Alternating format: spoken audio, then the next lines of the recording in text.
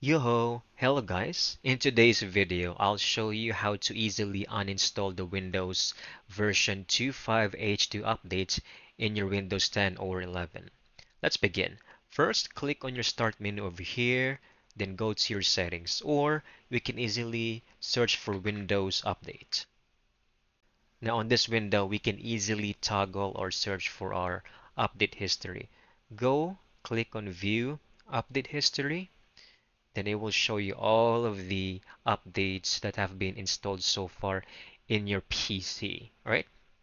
Now we just need to manually look up for the specific update, which is 25H2, and just easily click on uninstall. All right. So when the confirmation window appears, hit uninstall again to proceed. Now sit tight while Windows removes the update for you. It might actually take a few minutes, but once done, restart your PC, and when it boots back up, you'll be on your previous version of Windows 11 or 10. That's it. You have now successfully uninstalled this specific update on your Windows. I hope you found this video very helpful.